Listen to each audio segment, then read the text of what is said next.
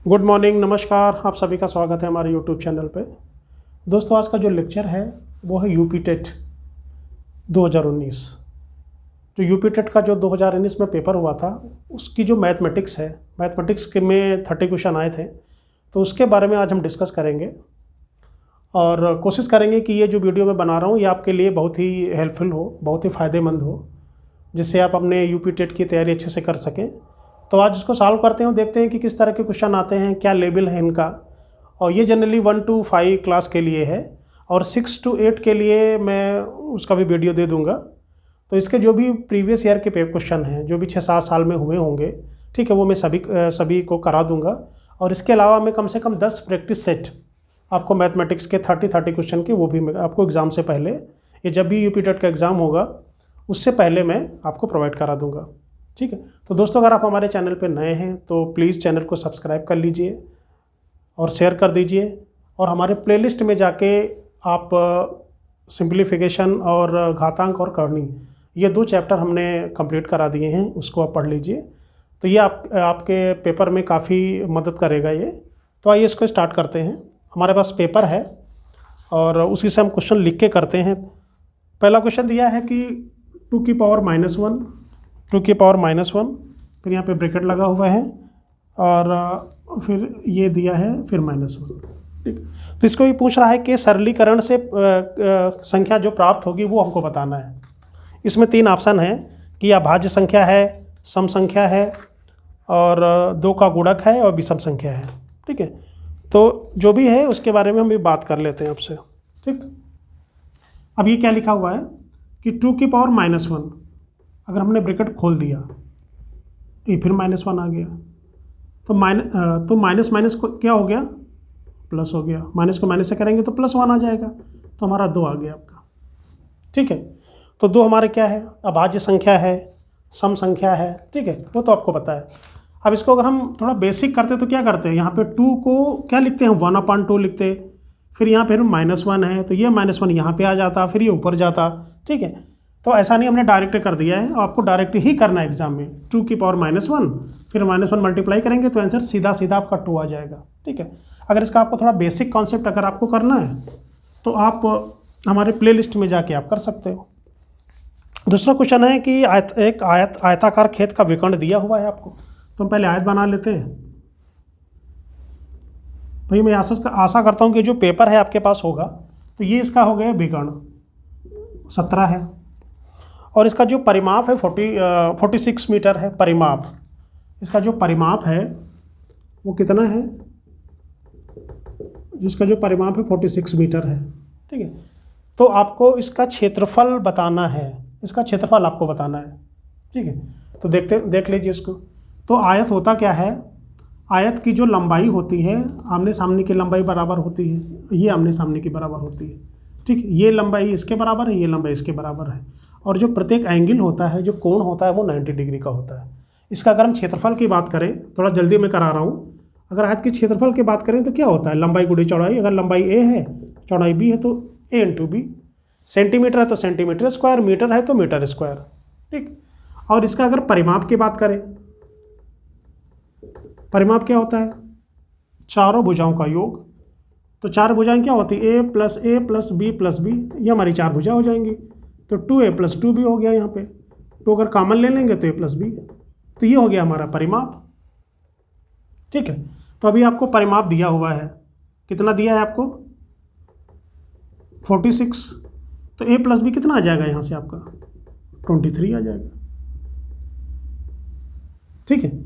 अभी देखिए, अगर हमने इसको a मान लिया, इसको b मान लिया, ठीक, ये है 90।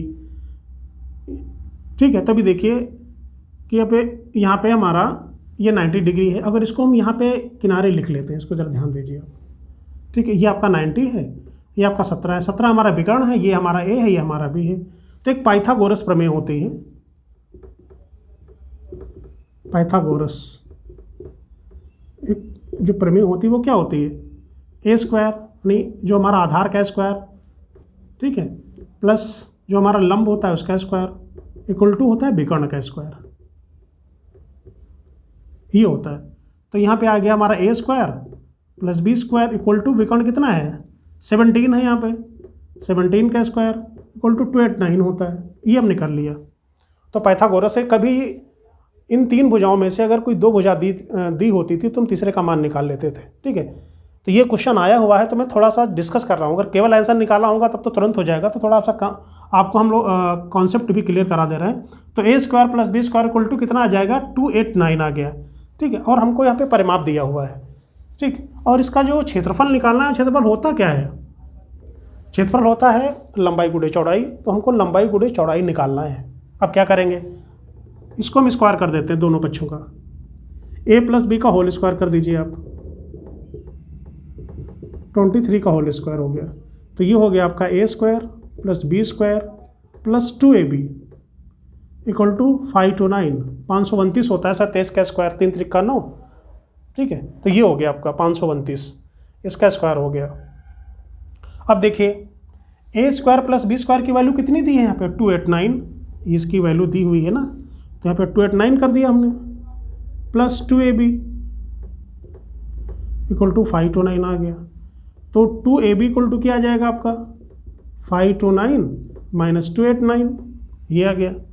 अब इसको क्या करेंगे भाई, माइनस कर लीजिए। 9 से 9 जाएगा, 0 यहाँ पे 2 है, एक कैरी 12 से अगर 8 जाएगा तो 4 बचेगा। यहाँ पे कितना बचा, 4 बचा, 4 से 2 जाएगा तो 2 आ जाएगा। तो 2ab इक्वल टू 240, तो ab इक्वल टू क्या आ जाएगा, 140/2, तो 120 आ जाएगा, 120 मीटर स्क्वायर। ठीक है, तो ये हो गया आपका परिमाप। क्या होता है हमने पहले बता दिया आपको, चारों भुजाओं का योग 2a प्लस बी परिमाप होता है, 46 दिया है, और इसका विकर्ण दिया है। तो हमने क्या निकाल लिया, इसका क्षेत्रफल हमने निकाल लिया 120 मीटर। ठीक है, अगला क्वेश्चन दिया है कि निम्नलिखित में से कौन सा कथन सही है। ये क्वेश्चन कथन का है। तो इसमें लिखा है कि सबसे छोटी अभाज्य संख्या 1 होती है, ये गलत है। दूसरा ऑप्शन दिया है कि एक भाज्य संख्या विषम हो सकती है। अब देखिए, एक भाज्य संख्या विषम हो सकती है, जैसे यहाँ पे 9 है, तो ये भी तो भाज्य संख्या है ना, किसी से तो डिवाइड हो जाएगी, विषम हो गई है।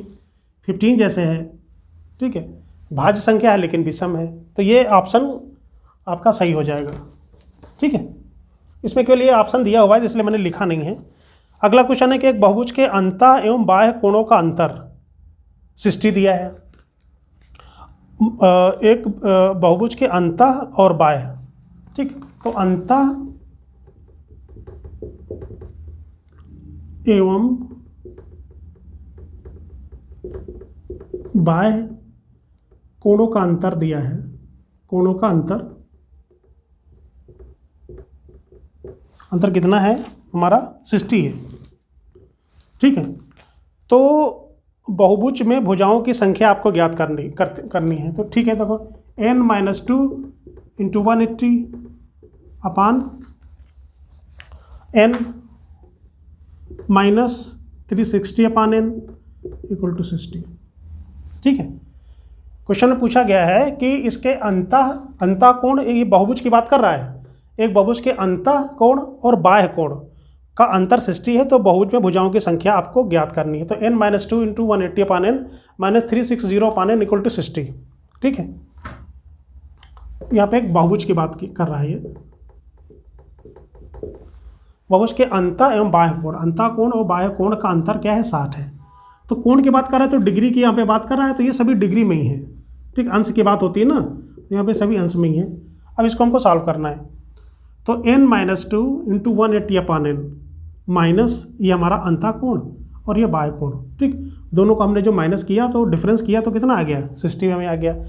तो अगर इससे भी, अगर इसको भी माइनस करोगे तब भी कोई दिक्कत नहीं है। ठीक है, जो आंसर आएगा उसको हमको निगेटिव में नहीं लेना है। ठीक, अभी क्या करते हैं, अगर इसमें 180 अगर हम कॉमन ले लें तो यहाँ पे बचेगा n-2। देखो नीचे तो हमारा n है माइनस कितना आ जाएगा, यहाँ पे 2 आ जाएगा। ठीक है, इक्वल टू 60 आ जाएगा।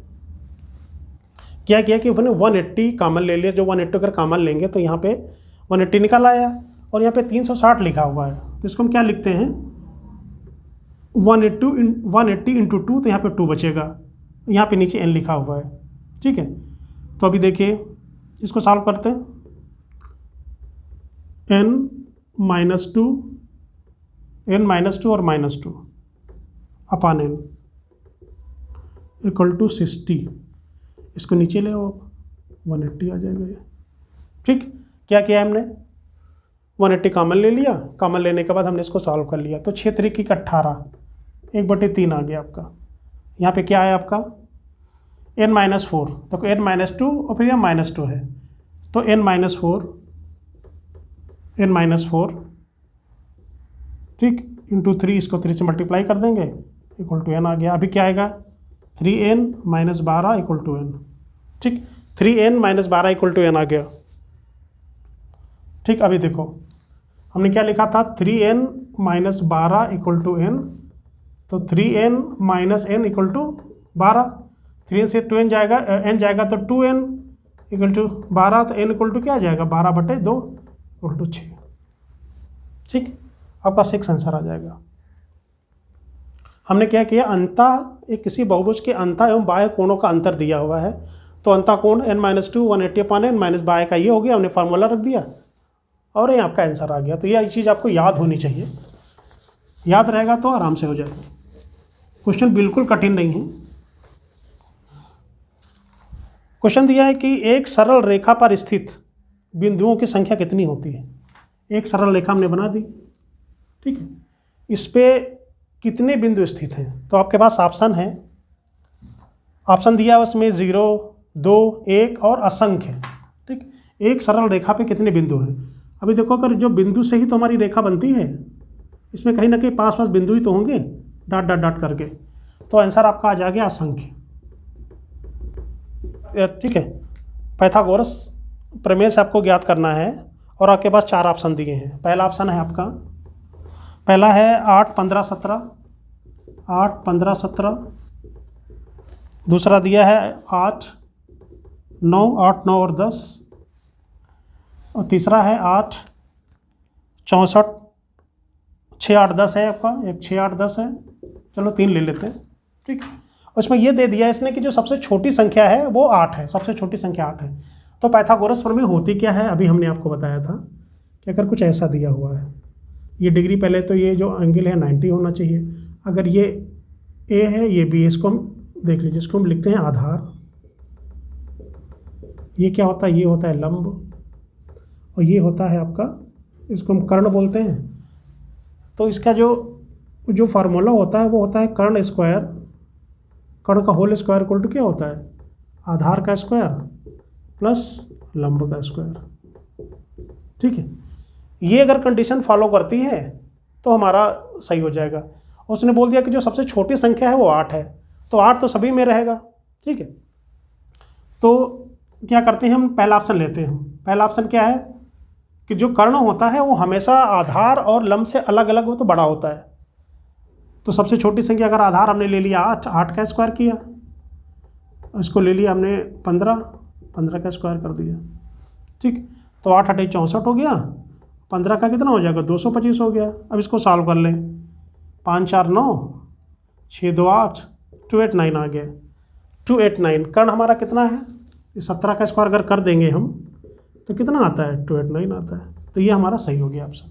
ठीक, अगर 3 संख्याएं दी हैं और पाइथागोरस का अगर आपको फॉलो करना है तो जो बड़ी संख्या का जो वर्ग है, ठीक है, वो दोनों संख्याओं के वर्गों के योग के बराबर होना चाहिए। तो ये हमारा, अगर एक हम इसको हमने 8 माना है, इसको अगर हमने 9 माना है, तो ये हमारा कितना होगा, नहीं, एक को 8 माना है, एक को अगर 15 है हमारी, तो ये हमारी 17 होगी। तो 17 का स्क्वायर इक्वल टू 15 का स्क्वायर प्लस 8 का स्क्वायर। ठीक, तो ये चीज़ ये फॉलो करेगा।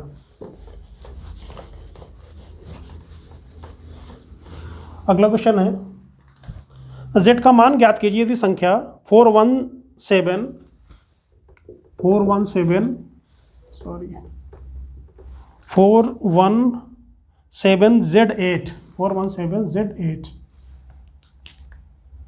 417 Z8 9 से विभाज्य है, 9 से विभाज्य है। z का मान ज्ञात करना है। एक संख्या दी है 417 Z8, ये संख्या जो है वो 9 से डिवाइड हो जाती है। कि इसको अगर इस संख्या को अगर हम 9 से डिवाइड करते हैं तो ये डिवाइड हो जाती है। तो हमको z की वैल्यू निकालनी है। तो जेड की वैल्यू हमको निकालनी है, फिर जेड की वैल्यू क्या होगी। ठीक, ये भी क्वेश्चन आया हुआ है।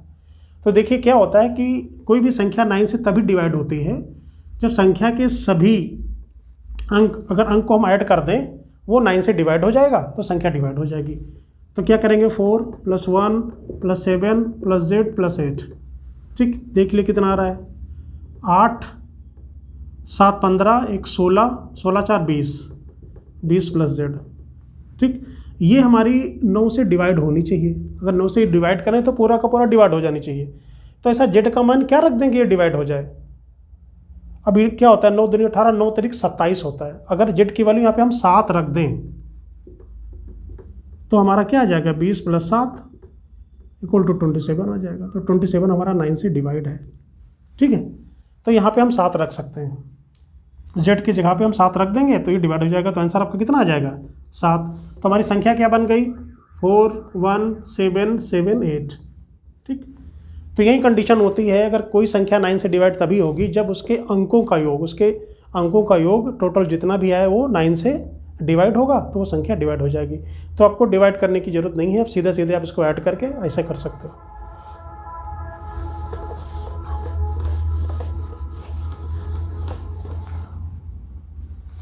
क्वेश्चन दिया है कि 2160 = 2 की पावर a 3 की पावर b एंड 5 की पावर c। तो वैल्यू निकालना है आपकी, किसकी वैल्यू निकालना है, 3 की पावर a की वैल्यू निकालनी है। 3 की पावर a इंटू 2 की पावर -b इंटू 5 की पावर -c, इसकी वैल्यू निकालनी है आपको। अगर ये दिया है 2160 = ये दिया है तो इसकी आपको वैल्यू निकालनी है। क्या करेंगे, देखो इसको 2160 दिया है तो सबसे पहले इसके हम फैक्टर कर लेते हैं। फैक्टर करेंगे, 2 से काटेंगे 1 आ जाएगा, 1080। ठीक है, 2 कम 2 आएगा, फिर 1 वो जाएगा नहीं तो ये आ जाएगा 16। फिर 2 से काटेंगे 5 आएगा, 4 आ जाएगा, 0 आ जाएगा। ठीक है, फिर अगर हम 2 से काटते हैं तो कितना आएगा, 2 दूनी 4 2 7 14, फिर ये आ जाएगा। ठीक, तो ये 2 आ गया। उसके बाद अभी कैसे कटेगा, देखो यहाँ पे हमारा 2 है 3 है। ठीक है, तो अगर फिर हम एक बार इसको 2 से और काट दें तो कितना आ जाएगा, 2 135 दूना 270 होता है। ठीक, ये 2 से कट गया, 2 से काटा तो 1080 आ गया, फिर 2 से काटा तो 540 आ जाएगा। अभी किससे कटेगा, अभी क्या 3 से कटेगा, देखो 3 चौक 12 और 3 25 15 45 आ गया। ठीक, फिर 3 से काटेंगे तो यहाँ पे 15 आ जाएगा, 5 से फिर काटेंगे तो यहाँ पे 5 3 15 आ जाएगा। ठीक है, देख लो यहाँ पे क्या किया हमने, 2 से काट दिया तो 1080 आ गया, फिर 2 से काटा तो 540 आ गया, फिर 2 से काटा 270, 3 से काट दिया हमने तो 3 चौक 12 और 3 25 15, फिर 3 से काटा तो 15 3 45, फिर 5 से काटा तो 3 आया। ठीक, तो ये क्या आ गया, इसको जरा ध्यान से देखो, 2 2 2 2 2 हमारा 4 टाइम्स आ गया, इंटू 3 हमारा 2 टाइम्स, 3 हमारा 3 टाइम्स आ गया, और 5 हमारा एक बार आ गया आपका। ठीक, ये हो गया। तो 2160 को हमने क्या लिख लिया, हमने ये लिख लिया 2 की पावर 4 3 की पावर 3 और 5 की पावर 1, ये हमने लिख लिया। ठीक है, ये आप इसको आपको ध्यान से काटना है, यहाँ पे कोई मिस्टेक नहीं होनी चाहिए। इक्वल टू दिया क्या है, दिया है कि 2 की पावर a 3 की पावर b और 5 की पावर c। ठीक है, आप पावर को क्या करेंगे, आप तुलना कर दीजिए, कंपेयर कर दीजिए। तो यहाँ पे 2 की पावर 4 है, यहाँ पे 2 की पावर a है, तो a इक्वल टू कितना आ जाएगा आपका 4, b इक्वल टू कितना आ जाएगा, b इक्वल टू आ जाएगा 3, c इक्वल टू कितना आ जाएगा 1। ये आ गया आपका। अब वैल्यू निकालनी है इसकी, तो इसमें वैल्यू पुट कर दीजिए आप। 3 की पावर a है तो 3 की पावर a कितना आया गया, 4 आ गया, तो 3 की पावर 4 कर लीजिए आप, a इक्वल टू 4 आया है ना। फिर 2 की पावर -b तो -3 आ जाएगा ये, इंटू 5 की पावर -c कितना है हमारा 1, ये -1 हो जाएगा, -c दिया है। अब इसको हमको क्या करना है, हमको 3 को आप 4 बार लिख लीजिए। 2 की पावर -3 है तो जो 2 की पावर +3 होगा नीचे आ जाएगा, तो 2 की पावर 3 नीचे आ जाएगा तो +3 हो जाएगा। तो 2 को 3 बार लिखना है हमको। 2 दूनी 4 दूनी 8 इंटू 5, ये 1/5 आ जाएगा। तो 3 त्रिका 9, 9 9 81, ऊपर आ जाएगा आपका 81, नीचे क्या आ जाएगा 2 दूनी 4 दूनी 8, 8 पंचे 40, ये आपका आंसर आ जाएगा। ठीक है, 81/40। हमने किया क्या है कि 2160 इक्वल टू ये दिया था और इसकी वैल्यू निकालना था। तो इससे साफ साफ दिख रहा है कि हमको इसके फैक्टर करने पड़ेंगे। जब हमने फैक्टर किया तो इस फॉर्म में आ गया हमारा 2 की पावर 4, 3 की पावर 3, 5 की पावर n। फिर हमने क्या किया, दोनों जो हमारे जो घाते हैं ना, पावर है, उनको हमने कंपेयर कर लिया। तो a = 4 आ गया, b = 3 आ गया, c = 1 आ गया। अब यही जो निकाला था हमने, इसको हमने किस में पुट कर दिया, हमने इसमें पुट कर दिया। 3 की पावर a मतलब 4, 2 की पावर -3, इसको सॉल्व कर लिया, आंसर आ गया। ठीक है, बिल्कुल इजी है। 30 क्वेश्चन है, कोशिश करते हैं कि एक ही वीडियो में आपका कंप्लीट कर दूं।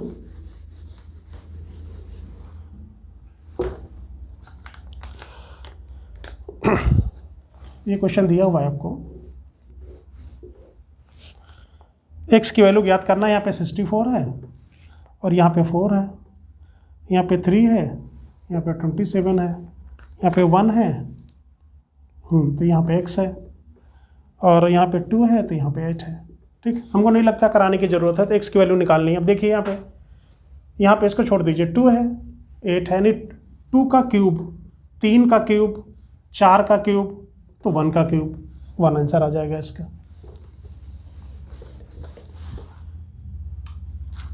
अगला क्वेश्चन दिया है कि एक आयत की लंबाई में 60% की वृद्धि करने पर, एक आयत की लंबाई में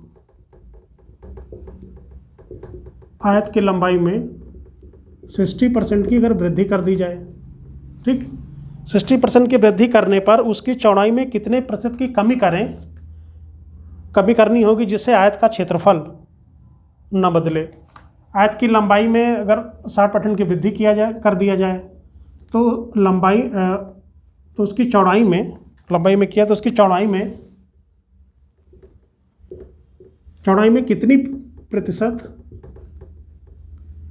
कितनी प्रतिशत की कमी कर दिया जाए, कमी की जाए जिससे उसका क्षेत्रफल ना बदले। ठीक है, आयत की लंबाई में 60% की वृद्धि कर दी जाए तो उसके चौड़ाई में कितने % की कमी कर दी जाए जिससे उसका जो क्षेत्रफल है वो ना बदले। तो क्या करते हैं इसमें, 60/160 × 100, बस आपका सॉल्व हो गया।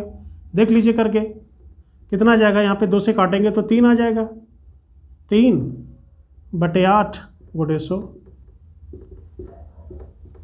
300/8 कर लीजिए, फिर 150/4 कर लीजिए, उसको डिवाइड कर दीजिए, तो उसको आंसर जो भी आएगा वो परसेंटेज में आंसर आ जाएगा। डिवाइड करने के बाद आएगा तो ये 75/2, तो शायद 37.5 आता है, वो आपका आंसर आ जाएगा। ठीक है, अगला तो आइए इस क्वेश्चन को देखते हैं।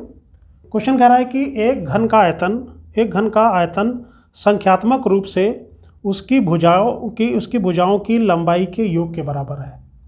एक घन का जो आयतन है वो संख्यात्मक रूप से उसकी भुजाओं की लंबाई के बराबर है। किसकी भुजाओं के? घन की भुजाओं के योग के बराबर है। तो घन का पृष्ठीय क्षेत्रफल आपको निकालना है।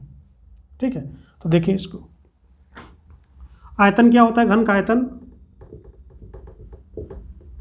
ए क्यूब होता है। ए क्यूब इक्वल टू किसके बराबर है? घन का आयतन संख्यात्मक रूप से उसकी भुजाओं की लंबाई के योग के बराबर है। तो जो घन होता है उसमें कितनी कोर होती हैं? 12, इक्वल टू 12 कर दिया हमने। ठीक है, अब इसको सॉल्व करें। ए से ए काट दीजिए आप, तो ए स्क्वायर इक्वल टू 12 आ गया। ठीक, अभी पृष्ठीय क्षेत्रफल क्या होता है? 6a स्क्वायर होता है। तो 6a स्क्वायर की वैल्यू कितनी है? 12, 12 × 72। ठीक है, 72 जो भी होगा मीटर होगा तो मीटर, या 12, इसका 12 इकाई इसका आंसर आ जाएगा। ठीक है, अगला क्वेश्चन। तो आइए इसको सॉल्व करते हैं। क्वेश्चन कह रहा है कि 2018 में अमित का वेतन 126500 है। वर्ष 2016 में प्रति वर्ष क्रमशः 10% और 15% बढ़कर, यानी 2016 में 10% बढ़ा, फिर 17 में कितना बढ़ा, 15% बढ़ा, तो 2018 के वेतन के बराबर हो गया। ठीक है, तो ये कह रहा है कि 2016 में उसका वेतन कितना था। ठीक है, क्वेश्चन समझ लीजिए। 2018 में अमित का वेतन आपको दिया गया है, कितना दिया है, 126500, ये दिया गया है, ध्यान रखिए। 2016 में प्रतिवर्ष क्रमशः जो अमित का वेतन था वो 2016 में 10% बढ़ा, 2017 में 15% बढ़ा, और वो बढ़ के 2018 के वेतन के बराबर आ गया। तो ये पूछ रहा है कि 2016 में उसका वेतन क्या था। मानते हैं उसका वेतन x था। ठीक, तो x था, तो 2017 में कितना बढ़ा, 10%, तो 110/100, फिर बढ़ा 15%, तो 115/100। x की वैल्यू आपको फाइंड करनी है। देखिए यहाँ से 0 से 0 1 कट गया, 11 से काट दीजिए इसको, 11 एकम 11, फिर 1 आया, यहाँ पे 1 आया तो 16, फिर 11 एकम 11 आ जाएगा, फिर 5 आएगा, फिर 55 हो जाएगा, ये हो गया। ठीक, अभी देखो पूरा पूरा कट जा रहा है, 115 है, 115 से काट दीजिए तो यहाँ पे कितना आ जाएगा, 100 आ जाएगा आपका। ठीक है, तो x × 1/10 × 100 = 100। अब ये जाएगा तो उससे मल्टीप्लाई हो जाएगा, तो कितना आ जाएगा, 100 और 3 0 और लगा दीजिए, काई दहाई सैकड़ा हज़ार 10,000। उसका 10,000 वेतन था, कब, 2016 में। ठीक है, हमने क्या किया कि हमने माना उसका 2016 में x वेतन था, फिर 10% की बढ़ोतरी, परसेंटेज जो होता है हमेशा हम 100 पे निकालते हैं, तो 110/100, फिर उसके बाद 15, तो 115/100 = जो उसका 2018 में वेतन वो हमने लिख दिया। फिर इसको हमने क्या किया, फिर इसको सॉल्व कर लिया, फिर x की वैल्यू निकाल आई।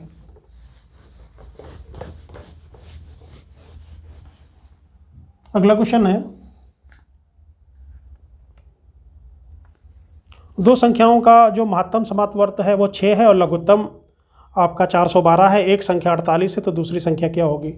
ठीक है, तो इसका जो महत्तम समापवर्त है, मतलब महत्तम क्या करते हैं, HCF। इसका जो HCF है कितना है, HCF इसका दिया है आपको 6, और जो LCM इसका है कितना है, LCM आपका दिया गया है 432,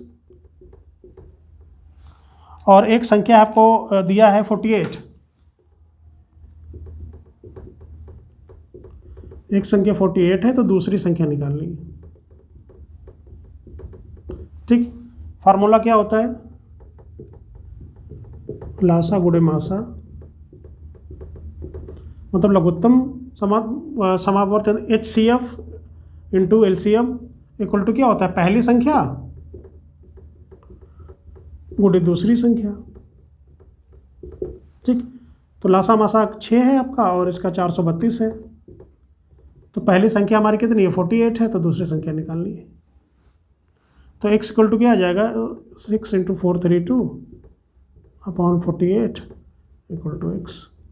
6 8 48, 8 आ जाएगा, 8 से काट के देखो, 8 5 40, 8 चौक 32, 54 आ गया आपका, 84 इसकी वैल्यू आ जाएगी।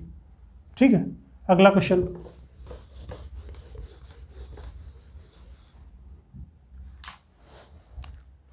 लिखा है किसी महीने का तीसरा शुक्रवार 16 तारीख को पड़ता है। जो तीसरा शुक्रवार है,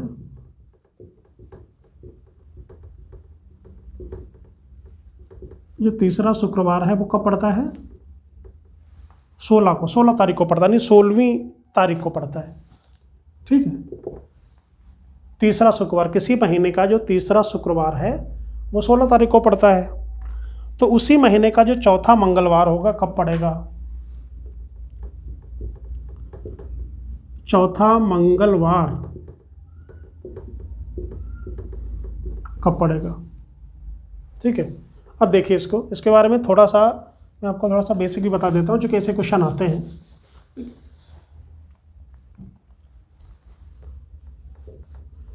थर्ड फ्राइडे कब है, कब पड़ा आपका, 16 को पड़ा।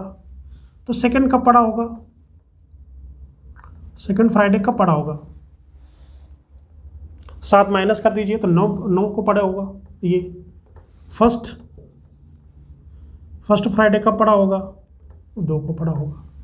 ठीक है, तो ये ध्यान दीजिए, अगर किसी महीने की अगर पहली तारीख है, ठीक है, उसमें अगर सपोज डेट मान लेते हैं अगर वो सोमवार है, इसमें हम 7 ऐड करेंगे तो 8 तारीख को भी हमारा सोमवार होगा। फिर 7 ऐड करेंगे 15 को भी सोमवार होगा। ठीक है, फिर ऐड करेंगे तो 22 को भी सोमवार होगा। ठीक, तो ये चीज़ जो दिन होता है वो 7 दिन के बाद अगर हम किसी में 7 ऐड करेंगे तो वो रिपीट हो जाता है। ठीक है, तो अभी देखिए, अब ये कह रहा है कि जो सेकंड जो फ्राइडे है यानी 2 तारीख को फ्राइडे है, ठीक है, 2 को इसका फ्राइडे हो गया, और फर्स्ट फ्राइडे 2 को पड़ता है। जो सेकंड फ्राइडे है वो कब पड़ता है, 9 को पड़ता है। तो यहाँ पे 8 पे चले जाएंगे और 7 पे चले जाएंगे। ठीक है, ये पहला छोड़ देते हैं इसको। तो ये फ्राइडे है तो ये क्या हो जाएगा, बृहस्पतिवार हो जाएगा, तो ये हो जाएगा बुधवार हो जाएगा। फिर 6 को पड़ेगा क्या, आपका मंगलवार। ठीक, 6 तारीख को मंगलवार पड़ेगा। जब सेकंड पड़ता है 9 को, अगर शुक्रवार है तो 8 को बृहस्पतिवार हो जाएगा, 7 को हो जाएगा बुधवार, तो 6 तारीख को क्या होगा आपका, 6 को क्या होगा, मंगलवार होगा। ठीक है, तो पूछ रहा है कि चौथा मंगलवार कब पड़ेगा, ये इसमें 7 ऐड करो तो 7 और 6 कितना हो जाएगा, 13। फिर ऐड करो, फिर हो जाएगा 20, फिर ऐड करो तो हो जाएगा 27। तो जो पहला पड़ेगा मंगलवार वो 6 को पड़ेगा, दूसरा पड़ेगा 7, 6, 13 को पड़ेगा। ठीक है, और 13, 7, 20 को तीसरा पड़ेगा, और चौथा कितना पड़ेगा, ये आपका चौथा हो जाएगा, चौथा मंगलवार। ठीक है, अगर किसी भी संख्या में अगर 6 में अगर हमने 7 जोड़ दिया तो वही दिन हमारा रिपीट हो जाता है।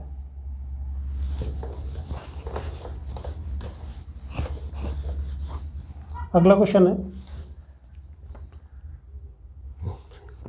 क्वेश्चन दिया हुआ है आपका a plus b upon c equal to b plus c upon a equal to c plus a upon b equal to k. तो इसमें आपको के का मान ज्ञात करना है। ठीक है, देख लेते हैं।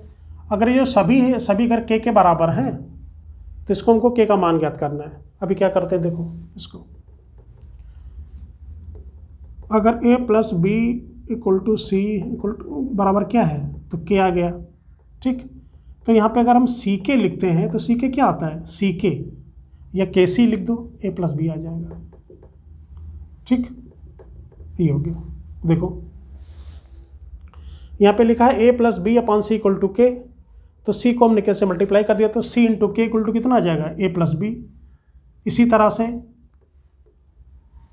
a की वैल्यू क्या आ जाएगी आपका, देखो यहाँ पे c था तो a भी आया था, यहाँ पे अगर a है तो यहाँ पे बी सी आएगा, और यहाँ पे अगर b है तो सी ए आएगा। ठीक, ये 3 कर दिया हमने। इक्वल टू के दिया है तो ये भी के बराबर है, ये भी के बराबर, ये भी के बराबर है। ठीक है, तो a plus b upon c equal to k, तो c k equal to a plus b. इसी तरह से a के इक्वल टू, और इसके हमने तीनों की हमने वैल्यू निकाल ली। ठीक है, अभी आप क्या करते हैं, इसको अगर आप तीनों को ऐड कर दें, ठीक, 1 प्लस 2 प्लस 3 कर दें, अगर तीनों को ऐड करेंगे तो क्या आ जाएगा, देखो यहाँ पे आ जाएगा सी के plus a k plus b k equal to b c plus c a plus a b, a plus b आ जाएगा प्लस बी प्लस सी आ जाएगा प्लस ए आ जाएगा। ठीक, यहाँ से अगर हमने के कॉमन ले लिया तो क्या आ जाएगा हमारा, ए प्लस बी प्लस सी आ गया। यहाँ पे क्या है 2, अगर हम आगे लिखेंगे तो ए 2 बार आ गया, 2a plus 2b plus 2c, तो 2 कॉमन ले लें, ए प्लस बी प्लस सी लिख लें यहाँ पे।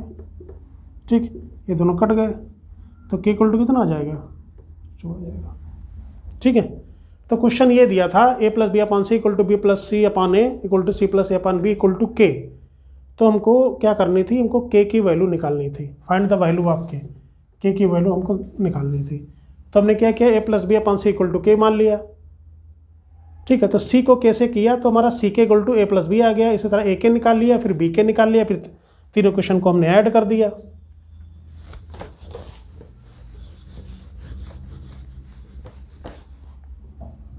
अगला क्वेश्चन है, निम्नलिखित में से कोई 3 मापों को लेकर कुल कितने त्रिभुज बनाए जा सकते हैं। तो भुजा के माप दिया हुआ है आपको। भुजा पहली दिया है आपको 1.2, दूसरा है 4.2, तीसरा है 5.9 और जो चौथा दिया है वो है 8.1। ठीक, इसमें ये कह रहा है कि कोई 3 माप लेके कुल कितने त्रिभुज बनाए जा सकते हैं। 1.2, 4.2, 5.9 एंड 8.1। ठीक है, 3 मापों को लेकर कुल कितने त्रिभुज बनाए जा सकते हैं। त्रिभुज बनेगा तो हमको 3 भुजाएं लेनी है। यहाँ पे हम कितनी दिया है, 4 दिया है। तो ये आपको बताना है कि अगर ये 4 माप दी हो तो इससे कुल कितने त्रिभुज आप बनाओगे। ये क्वेश्चन है। 3 है, 1 4 है, 1 5 है। ये हो गया आपका 3 4 5। ठीक, ये दिया हुआ है। अब इसको हम कैसे, जो बड़ी भुजा बनी कौन सी है, 5। हमेशा जो बड़ी भुजा होती है वो छोटी भुजाओं के जो अगर योग से क्या होगी, हमेशा छोटी होती है। ठीक, ये कंडीशन होती है एक त्रिभुज की। भाई पाइथागोरस में क्या होता है कि जो बड़ी भुजा का जो स्क्वायर होता है दोनों भुजाओं के योग के बराबर होता है। ठीक है, वो तो अलग कंडीशन हो गई। अगर त्रिभुज अगर बनना है तो क्या करेंगे, जो बड़ी भुजा होगी हमेशा हम बड़ी भुजा लेंगे। 3 में से क्या लिया हमने, 5 बड़ी है। जो 5 ये जो बड़ी है वो हमेशा 2 छोटी भुजाओं के योग से कम होगी, तब तो वो एक त्रिभुज की वो कंडीशन को फॉलो करेगी, वरना वो फॉलो नहीं करेगी। ठीक है, अब इसमें देखिए, इसमें से हम कोई 3 ले लेते हैं। अगर हमने ये 3 ले लिए, केवल हमने भी 81 छोड़ दिया, तो 1.2, 4.2 और 5.9। 1.2, 4.2, 5.9। देखो ये क्वेश्चन जो हम करा रहे हैं ना, ऐसा नहीं, ये दोबारा भी आ सकता है, इसलिए थोड़ा सा इसका जो कॉन्सेप्ट है वो आप जरूर एक बार ध्यान दीजिए। ठीक है, ये एक्चुअली होता क्या है, तो हमने क्या कहा था कि अगर 2 छोटी भुजाएं हैं उनको हम पहले ऐड करें, 1.2 प्लस 4.2। ठीक, अब इनका जो ऐड होगा, इनका जो जोड़ होगा वो बड़ी भुजा से बड़ा होना चाहिए। ठीक है, ऐसे होना चाहिए। चलो इसको ऐड करके देख लेते हैं। तो 2 2 4 हो गया, 2 और 2 4 और 4 1 5। ये कितना आ गया, 5.4। क्या 5.4 5.9 से बड़ा है? नहीं है, तो ये तो कंडीशन फॉलो नहीं हुई। बट अगर हमने इनको 3 को लिया है, ठीक है, तो ये नहीं हो सकता, क्योंकि जो छोटी 2 भुजाएं हैं उनका जो हम ऐड करेंगे तो बड़ी से ज़्यादा आना चाहिए। अब हम क्या करते हैं कि हम इन 3 को ले लेते हैं। चलो इसको करके देख ले। भाई हमने पहले ये 3 लिया, फिर ये 3 लेते हैं, फिर और 3 लेके देखते हैं। तो ये कौन कौन सी संख्या है हमारी, ये 4.2, 5.9 और 8.1। ठीक, कंडीशन क्या है, कंडीशन ये है कि अगर 3 दिया है और यहाँ पे 6 दिया है, यहाँ पे 12 दिया है, 3 6 और यहाँ पे 5 दिया है। ठीक, तो हमने क्या कहा था कि 2 छोटी संख्या का जो योग है एक बड़ी संख्या से, जो इसकी जो बड़ी संख्या उससे बड़ी होनी चाहिए। अभी इसमें क्या करें, ये हमारा 8.1 है। ये कंडीशन अगर फॉलो हो जाएगी इन दोनों को ऐड करने के बाद, तब तो हमारा त्रिभुज बनेगा। तो देख लेते हैं, 9 2 11, 5 4 9 1 10, ये फॉलो हो गया। अगर हम इन 3 को लेते हैं तो 2 छोटी संख्याओं का योग, ठीक है, एक बड़ी संख्या के योग से, एक बड़ी संख्या से बड़ा हो गया है। ठीक है, इसलिए हमारा कंडीशन फॉलो हो गया। तो 1 बन सकता है केवल। ऐसे क्वेश्चन आ जाते हैं, तो अगर आपने पढ़ा नहीं है तो समझ में नहीं आता है कि इसमें करें क्या। ठीक है, लिखा है कि एक भिन्न का हर अंश के दुगने से 1 अधिक है। क्वेश्चन में बोल के करा देता हूं, एक भिन्न का जो हर है, ठीक है, तो देखो क्या होता है, ऊपर को हम क्या बोलते हैं, ऊपर हमारा होता है अंश, नीचे हमारा क्या होता है, हर होता है। ठीक है, ऊपर होता है न्यूमिनेटर, नीचे तो डिनोमिनेटर। ठीक, क्वेश्चन कह रहा है कि एक भिन्न का जो हर अंश के दुगने से 1 अधिक है। ठीक, अगर हमने मान लिया, माना अंश हमारा कितना है अंश हमारा है x। ठीक, अगर कोई दिक्कत आ रही है तो आप पेपर लेके, जो प्रीवियस ईयर के पेपर है उसको आप लेके बैठे और क्वेश्चन खोल लीजिए, तो उससे थोड़ा आपका आसानी हो जाएगी। तो क्वेश्चन कह रहा है कि एक भिन्न का जो हर है वो अंश अगर x मान लिया तो हर क्या हो जाएगा, अंश के दुगने से एक अधिक है। तो अंश का दुगना करेंगे तो 2x, एक अधिक हो गया, ये हमारा भिन्न बन गया। क्वेश्चन में कहा गया था कि इसका जो हर है वो अंश के दुगने से यानी 2 टाइम्स से एक अधिक है, तो ये हमारा भिन्न बन के तैयार हो गया। हमने अंश मान लिया x और ये हमारा हो गया ये।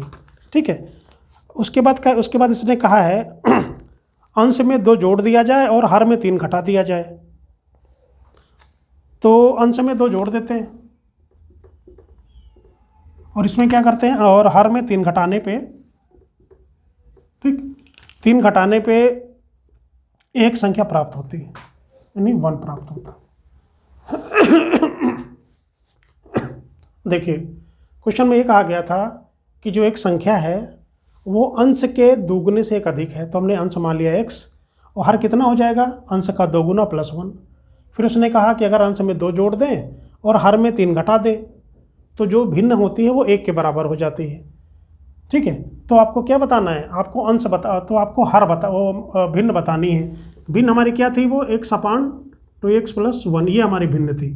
फिर 2 जोड़ा 3 घटाए वो तो हमने बाद में किया, इसको सॉल्व कर लेते हैं। x प्लस 2 इक्वल टू, तो सीधा इधर आ जाएगा 2x प्लस 1 माइनस 3, तो x plus 2 equal to 2x plus 1 minus 3 क्या हो जाएगा, आपका हो जाएगा माइनस का 2।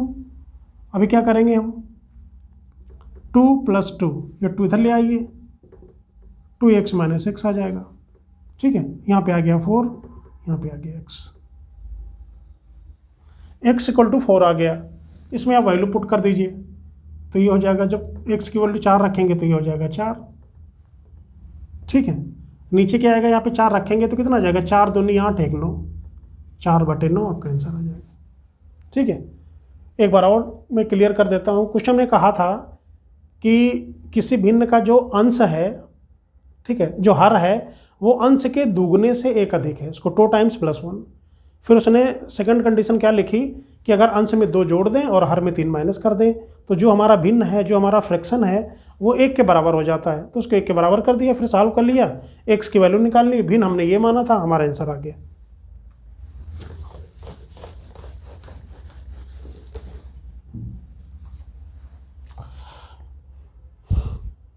अगला क्वेश्चन है, आपको सरल करना है, तो ये आप है -9 सिंप्लीफिकेशन, 9 माइनस मंझला ब्रैकेट -8 ब्रैकेट बंद प्लस 24 प्लस ब्रैकेट 24, फिर यहाँ पे क्या है आपका 24, फिर यहाँ पे आपका है डिवाइड, फिर 13 के बाद है 7 और इस पे लगा दिया हमने बार। ठीक, तो ये -9 है, फिर माइनस है, फिर आपका करली ब्रैकेट है, फिर -8 प्लस 24 और उसके बाद है आपका डिवाइड विथ 13 माइनस 7। ठीक है, ये दिया हुआ है आपका। अब इसको सॉल्व कैसे करते हैं भाई, हम पहले सिंप्लीफिकेशन आपको पढ़ा चुके हैं, ये बोर्ड मास का पहले चैप्टर में हमने ऐसे क्वेश्चन कराए थे। ठीक है, अगर आपने नहीं देखा है तो हमारे प्लेलिस्ट पे जाके आप इसको देख सकते हैं। फिलहाल इसको हम सॉल्व करते हैं। यहाँ पे आएगा -9, ठीक, ब्रैकेट में रखो, ये माइनस बाहर कर लो, -8 है, ठीक, प्लस यहाँ पे हमारा 24 है, यहाँ पे डिवाइड का निशान है। ठीक है, तो हम जब वी बोर्ड मास जब हम पढ़ते थे तो हम क्या करते थे, सबसे पहले हम क्या करते थे, जो बार है ना ऊपर वेनिकुलम, उसको हम सॉल्व करते थे। तो किस पे लगा हुआ है वो, वी बोर्ड मास हम लिखते थे ना, वी, ठीक है, फिर बोर्ड मास हम लिखते थे, है ना, ये तो पता ही होगा सबको। तो सबसे पहले वी, जो हमारा जो बार लगा है उसको उतने पोर्शन को हम सॉल्व करेंगे। तो 13 माइनस 7 कितना होता है, 7 6 13, तो ये हमारा आ गया 6। ठीक, यहाँ पे हमारा सॉल्व हो गया। हम सबसे पहले हमने बार का सॉल्व किया, बाकी क्या है, बाकी तो सभी पोर्शन अलग अलग हैं, ठीक है, उसमें कोई दिक्कत नहीं। अगर हम कर भी लेंगे, यहाँ से ब्रैकेट हटा भी लेंगे तो कोई दिक्कत नहीं है, लेकिन अभी मत ही करिए। तो 13 से 7 जाएगा तो 6 बचेगा। अब 24 को 6 से डिवाइड कर दीजिए भाई। क्या करेंगे आप लोग, स्टेप ध्यान रखिए। तो 6 चौक 24 आ गया, तो यहाँ पे हम लिख दिया भाई 4। अब ये -8 है, ब्रैकेट हटा दो। किसी से मल्टीप्लाई नहीं हो रहा है, कोई फ़र्क नहीं पड़ना इससे। यहाँ पे माइनस है, फिर यहाँ पे माइनस है। अभी देखिए यहाँ पे -8 है, +4 है, तो यहाँ पे -4 आ जाएगा। ठीक, ये आ गया। फिर क्या करना है, -9 तो पहले से दिया ही है, फिर माइनस माइनस प्लस हो गया। ये क्या दिया आपका 4, तो आंसर जो आएगा वो आपका -5 आ गया। ठीक, तो ये तो सिंप्लीफिकेशन का था। तो यह मान के चलिए कि हर चैप्टर से कम एक क्वेश्चन तो आना ही है, किसी से 2 भी आ जाएंगे, क्योंकि टोटल जो क्वेश्चन है वो 30 क्वेश्चन दिए हुए हैं। ठीक है, फिर अगला क्वेश्चन दिया है कि आपको मासा दिया हुआ है, यानी महत्तम समापवर्त, और लासा दिया हुआ है। ठीक, HCF और LCM आपको दिया हुआ है, तो उसमें आपको A का मान ज्ञात करना है। ठीक, तो ये दिया हुआ है आपको A × 8, ये दिया हुआ है। ठीक, और वो दिया है आपको 4 और 4 और 24, 4 एंड 24 दिया है। ठीक, तो हमने क्या बताया था कि लासा गुणे मासा बराबर क्या होता है, पहली संख्या गुणे दूसरी संख्या। ठीक है, पहली संख्या गुणे दूसरी संख्या बराबर क्या होता है आपका LCM और HCF, लासा गुणे मासा। अब इसको सॉल्व करते हैं, 8 × 24 आ जाएगा, = आपका 12 आ जाएगा। ठीक है, तो ये तो इसको आज यहीं पे समाप्त करते हैं। हमने 20 क्वेश्चन लगभग करा दिए हैं। तो ये 2019 का जो मैथमेटिक्स है उसमें हमने 20 क्वेश्चन किए हैं। तो इसको, और जो दूसरा पार्ट है उसको 10 क्वेश्चन दूसरे पार्ट में करा देंगे, क्योंकि एक पार्ट में 30 क्वेश्चन कराना और समझाना वो काफ़ी लंबा वीडियो हो जाएगा। इसलिए जो हमारा जो प्रीवियस ईयर का पेपर होगा उसको हम 2 पार्ट में करेंगे। ठीक है, तो एक पार्ट में लगभग हमने 20 क्वेश्चन कर लिए हैं, और दूसरे पार्ट में जो हमारे 10 क्वेश्चन बचे हैं उनको करा देंगे। क्योंकि जल्दी में कराना फिर हम आपको समझा नहीं पाएंगे, फिर समझाना भी है कि कम से कम क्वेश्चन के साथ साथ मैं आपका जो कॉन्सेप्ट है वो भी थोड़ा सा क्लियर करता चलूँ। केवल सॉल्व कर देना मुझे नहीं लगता है कि ये ज़्यादा सही है और आपको समझ में आएगा। ठीक है, इसलिए ज़्यादा जल्दबाजी की ज़रूरत नहीं है, और मैं आगे से कोशिश करूँगा कि एक पार्ट में आपको मैं 15 क्वेश्चन कराऊँ, और एक लेक्चर जो है हमारा 2 लेक्चर में हम इसको कंप्लीट करें। तो आशा करता हूँ कि ये आपको वीडियो आपको अच्छा लगा होगा, और इसी तरह से हम आपको सभी प्रीवियस ईयर के जो भी हमारे क्वेश्चंस हैं मैथमेटिक्स के उसको हम सॉल्व करवाएंगे। ठीक है दोस्तों, अगर आप हमारे चैनल पर नए हैं तो प्लीज़ सब्सक्राइब कर लीजिए, और हमारे प्लेलिस्ट में जाके घातांक और करणी और सिंप्लीफिकेशन चैप्टर आप देख सकते हो। ठीक है, नमस्कार, धन्यवाद, थैंक्स फॉर वॉचिंग।